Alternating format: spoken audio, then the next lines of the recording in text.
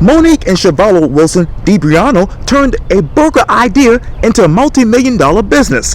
Today, I talk one-on-one with them about Charleston Gourmet Burgers for this edition of Quintin's Close-Ups. And if you haven't already, subscribe to my YouTube channel and like Quintin's Close-Ups on Facebook.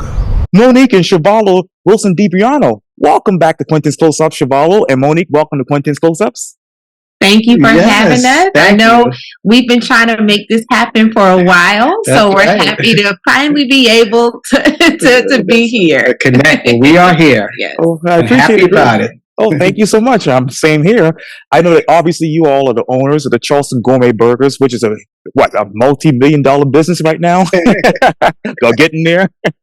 Yes. Over 11 years building our brand, and so we are. We're happy. We're thankful for every opportunity. It's been a journey, but we're standing. Yes. What is the biggest difference about that journey from 11 years ago to right now? That's a good question. Here's the thing. There's a lot of power in naivete, in not knowing what is going to happen and just going. So Monique and I, we knew we had something good because this marinade and sauce that we have, it makes burgers taste delicious. And our family and friends, they enjoyed it. But the connecting the dots to get to the point of getting in retail stores or getting on QVC on national television or being an Amazon, superhero and all that sort of stuff, being on the Food Network. Yes. That journey, we didn't know how to do that. So we just ran by the seat of our pants to get it out there. And so now we now can understand the process of how to actually develop a food product and get it into stores and be able to attract media. We know now how to do it. Yes. But when we were first starting, we were just running by the seat of our pants. We didn't know. So I think now we can kind of savor the success, and it's not that we didn't appreciate it before, but we were growing, we were in grind mode, and so we were trying to make things happen. So we didn't necessarily have time to sit back and celebrate and say, "Wow," look, But now, we're over 10 years in. Now we can sit back and kind of like, okay, wow. But I will tell you, Quintin. Yes, ma'am. It never gets old being able to walk into a store and see your product or open a magazine and you're in it. That feeling it's still the same. It never gets old, and I hope it never goes away. I hope that never changes. And especially when a customer writes us or sees us and says, "Hey, we had this cookout at our home and we used your burger marinade and everyone just loved it. And it was it really enhanced our family gathering and being together with family." No, that never gets old. No, never gets old. Oh, wow. So this might be a simplistic, silly question, but now that you've been in the business for 11 years, what exactly is a food product? So I will tell you, a lot of people complicate it, Quintin, but you probably have a recipe or a dish or something that's been passed down that maybe your mom has made or your grandmom or your great-grandmom, and you guys have it every holiday. Maybe you have it every Thanksgiving, or every time y'all gather, you got to have this dish, and some people don't realize that, that is a food product. It's a recipe. It is a dish. And it is something that can be sold in grocery stores, because if you enjoy it, if your family love it, if your friends love it, it's millions of people out there that's going to love it as well. So that's a food product. Well, why do people like Charleston Gourmet Burgers?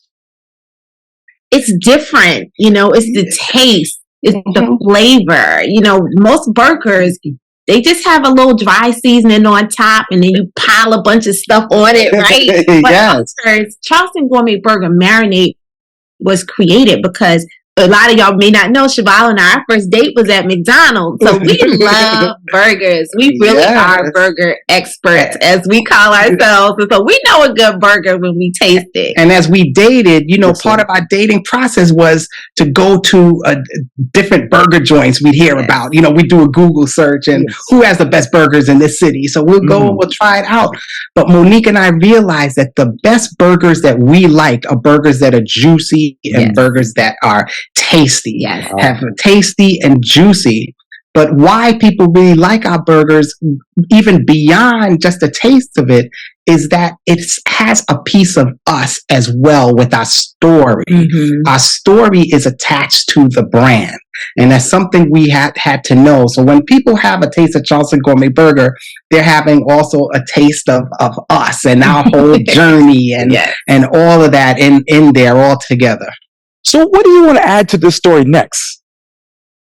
So Chevalo and I, the number one question that we get from people are, you guys are husband and wife.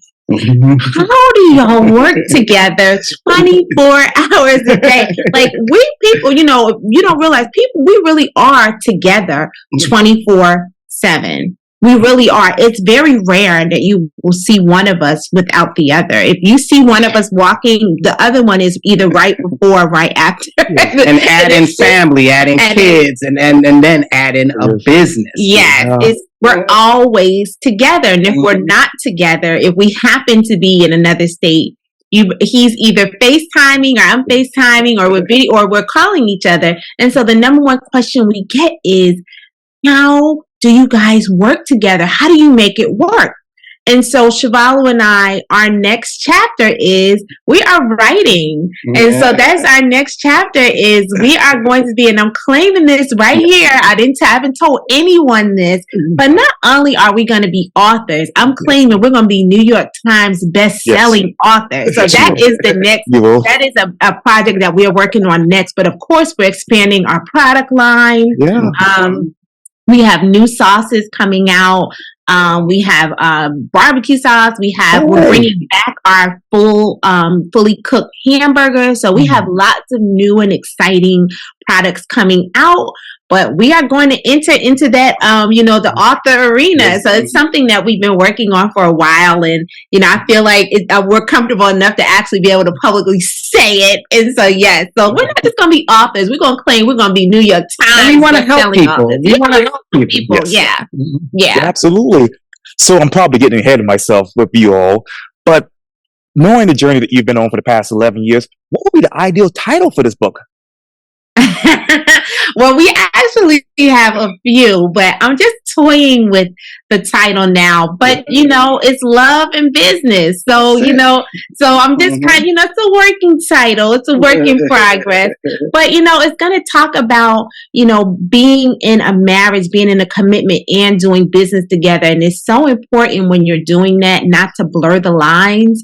And if we're, disagreeing over something in business, it doesn't mean he's not going to get dinner, so, you have to kind of just, keep it separate. But, some people don't know how to keep things separate and one thing spills or if you're mad, about something that happened in your marriage, the business can't operate until you fix that issue. And that's just not how it works. Business still has to go on. People that, retailers don't care that y'all got into an argument. They wonder when's the product gonna ship, they all doesn't matter. So, there's a lot of, and plus Chevalo and I are celebrating our 20th wedding anniversary this August. Congratulations. And so, and that's, marriage is work. Business is work. And so we're excited to be able to share some tips to help people combine the two successfully. Yes, because I think there's strength in working together. Yes, it is. If we were doing it each individually, I'm not sure we would have the success. Yes. And what are the lines that you all have not blurred to make this a success? What are the lines that we have not blurred? Yes, ma'am. To make this a success with love and marriage and business? Yeah. Well, I mean, we try to keep definitely the finances separate. Yes. So if the business is taking a downturn, I mean, obviously every business, small business to large during the pandemic, took a hit. Yes. But, the key is when we've had that separate, we were able to, okay, this is happening with the business. But, as far as our household and stuff that we're paying, let's not, concern. Let's just keep, maintain that. So we try not to, one of the things we really talk about is keeping that separate. Business finances and your personal finances have to be separate. So, having a good accountant. Yeah, oh, yes, absolutely. Absolutely. And Mr. Chevalo, you talked about obviously the COVID and, what's going on right now with supply and whatnot. How has that affected your business? Well, yes, it affected, our supply chain and our retailers. We were unfortunately lost some retail accounts. Or here's the thing: when the pandemic came, we were already thinking about making the transition from a retail distribution center oriented business to turn into direct to consumer. And so do our website. So we were already kind of thinking that then when the pandemic came, okay, then we really had to ramp it up. But it's a learning curve, and that takes some time to get used to. And just as we were getting used to doing and having some success direct to the consumer, then the Amazon effect came in. And boy, when we saw what Amazon can do, we realized that, that's Amazon, as Monique says, is a I say it's a beast. That's right. It's a good beast. Meaning that, yes, they're the biggest retailer in the world. Yes. And when you could learn that Amazon, how to actually have a product on Amazon, a product that is also a Prime available at Prime, so people can get it immediately or get it the next day. Right. Oh boy, that's a great way to be in business. So we teamed with Amazon and have had a lot of success with that. Yes. Oh, wow. Let me back it up a little bit. You talk about that learning curve. What were those learning curves during COVID for your business?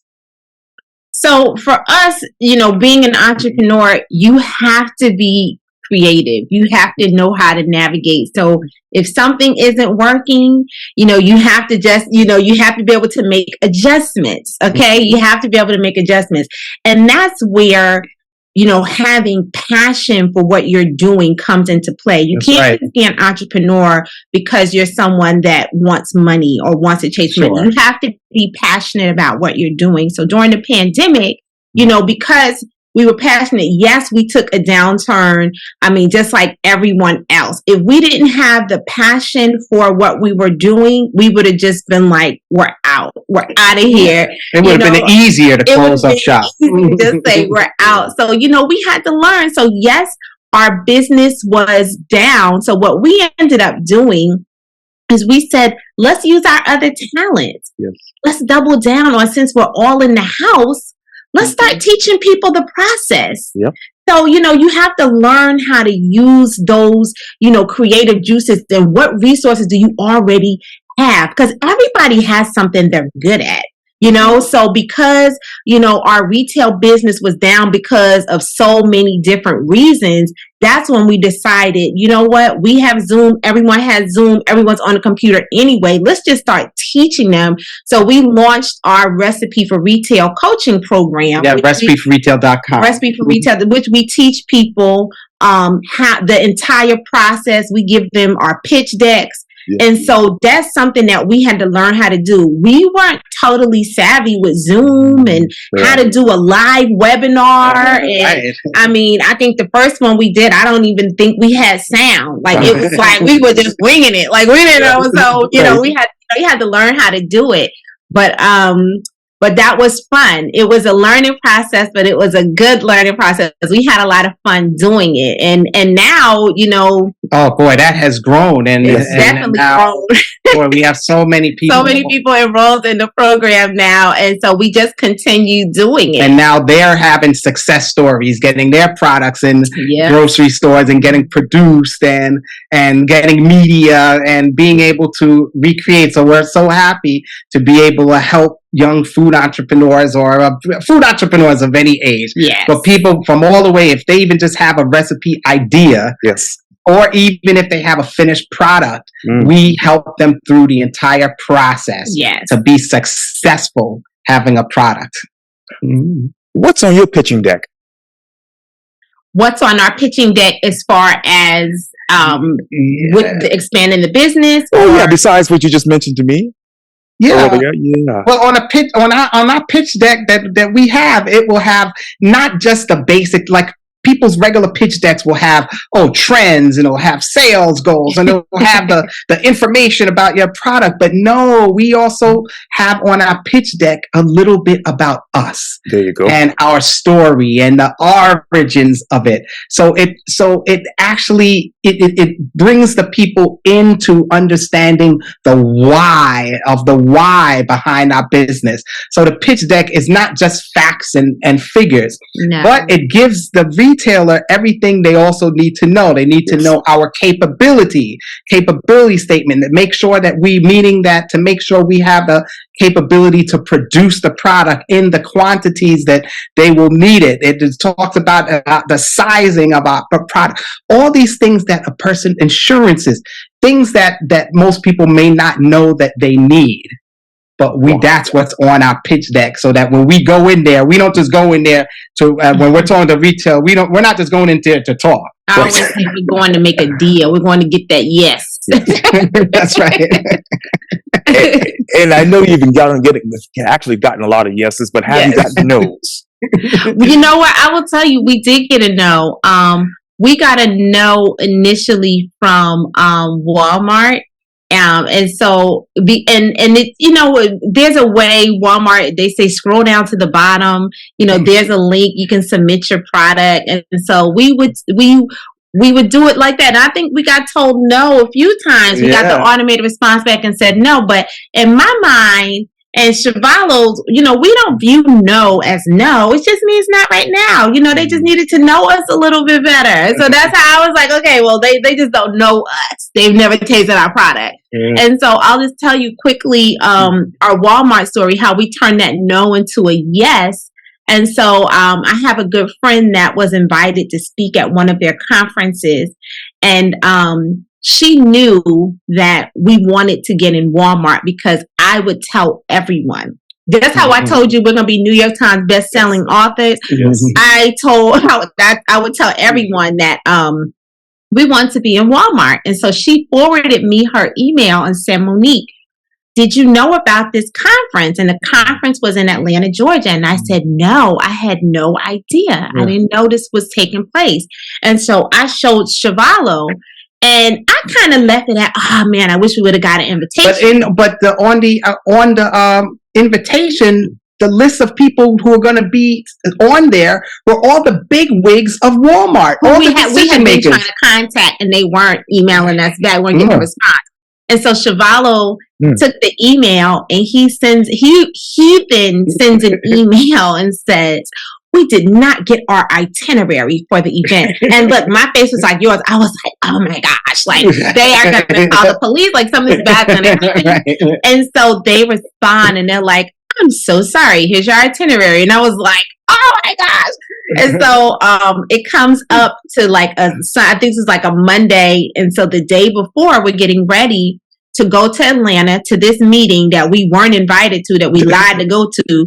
And so our kids come home and they're like, oh, we don't have school tomorrow. And we were like, what? And it was like one of those like teacher work days that are not on the calendar.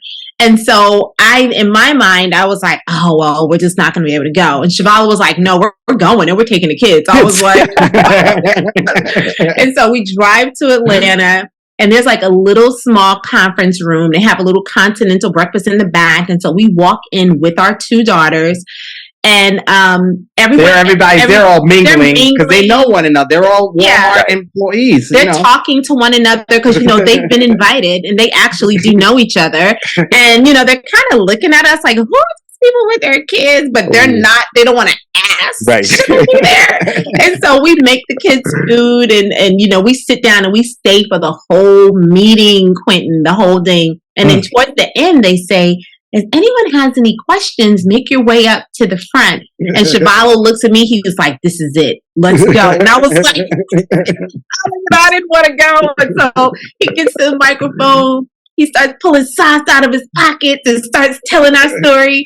And when he stopped talking, those same people that hadn't been returning our emails, they pulled out their cards and they were like, we want you guys in Walmart. And that's how we got that no turned into a yes.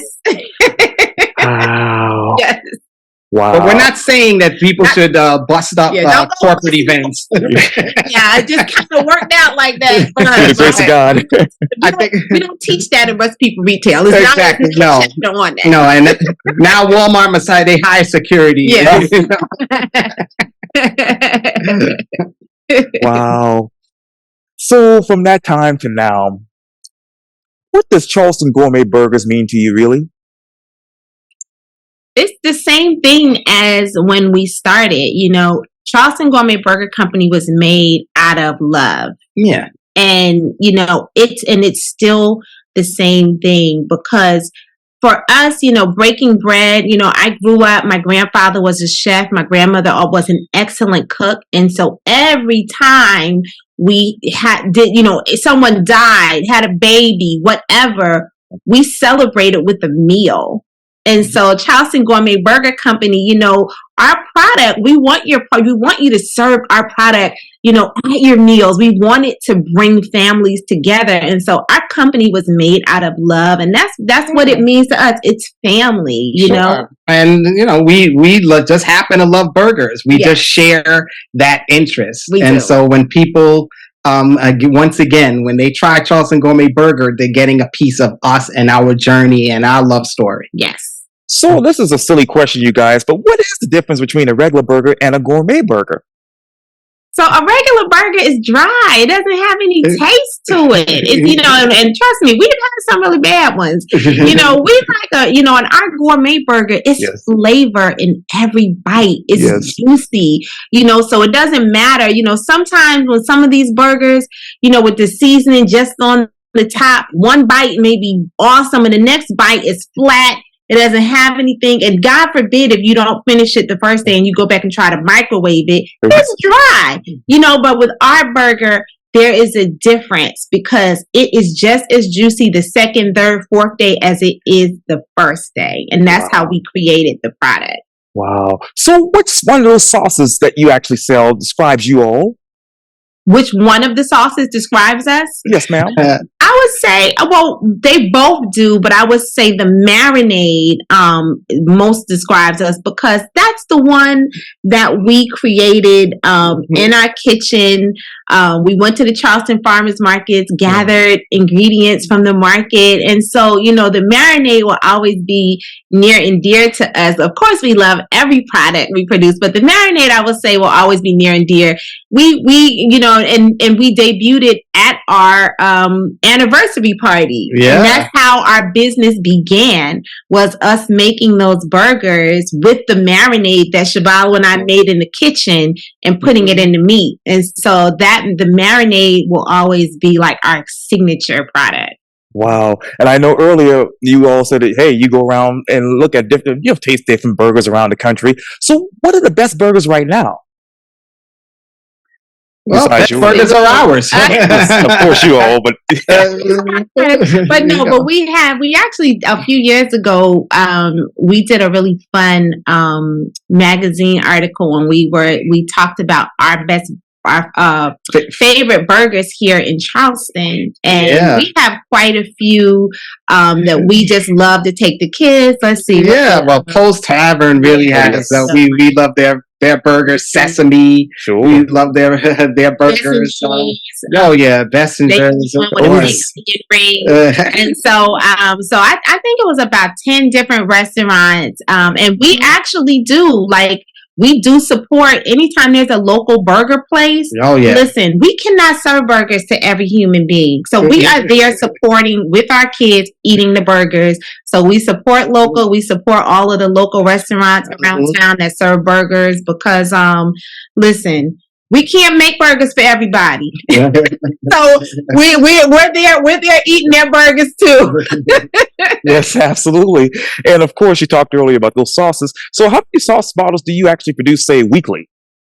Oh gosh. Well, see, we have a facility that does it for us. So at a time, they do thousands. I can't even, I don't even know. I don't even know. It's thousands. Sure. It's that thousands. You know, they just take care of it and we just give the okay.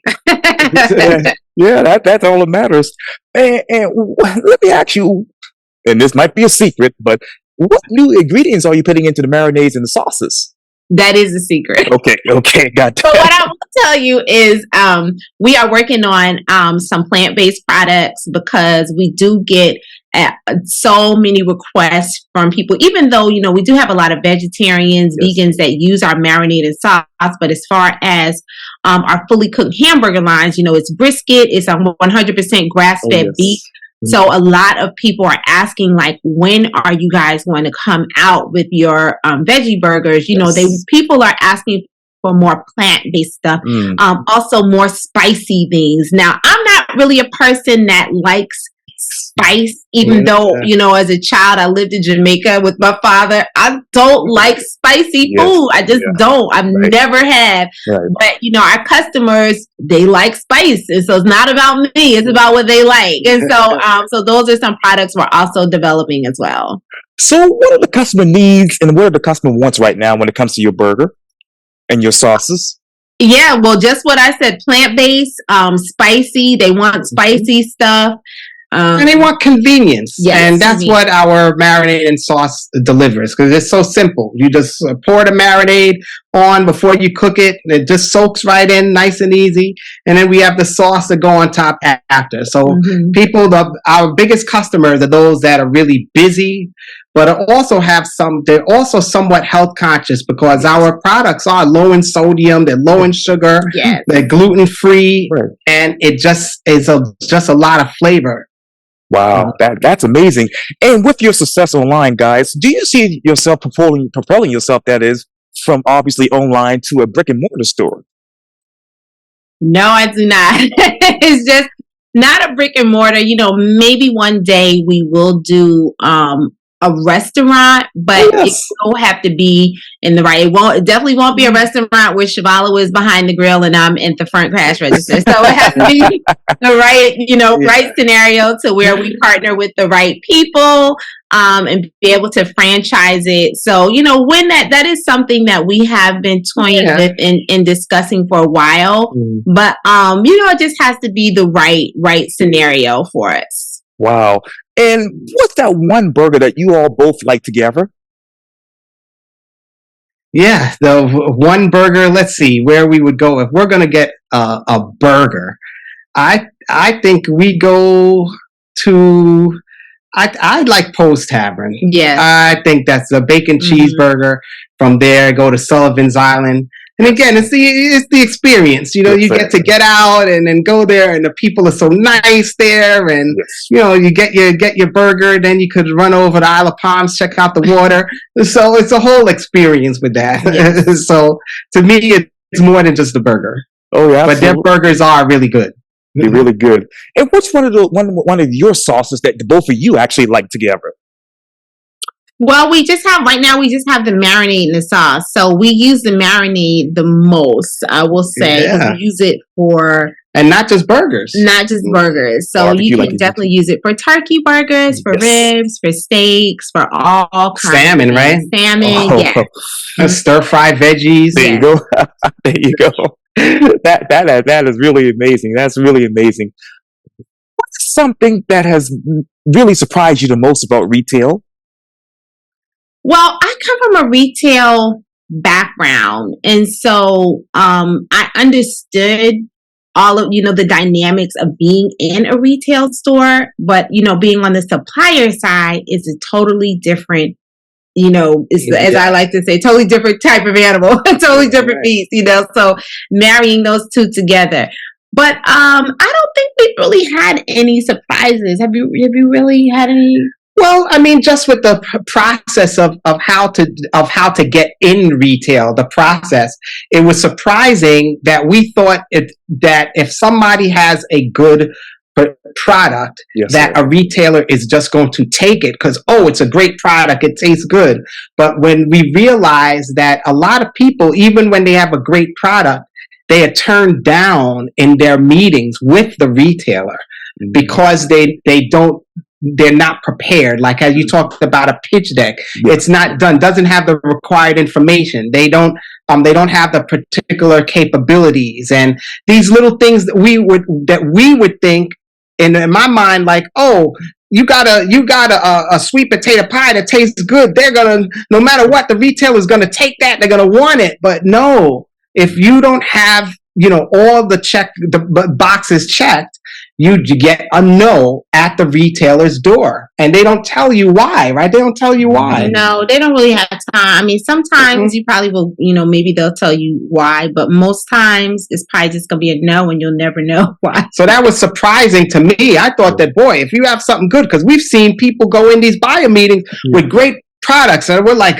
we know they're going to get in, and they end up being shown the door, while we go in there prepared. I mean, we have a good product, but we also are prepared, and so we get our yes, and we're walking out happy. Wow. So last question, have you all actually checked up all the boxes when it comes to, obviously the success of your business? No, we haven't.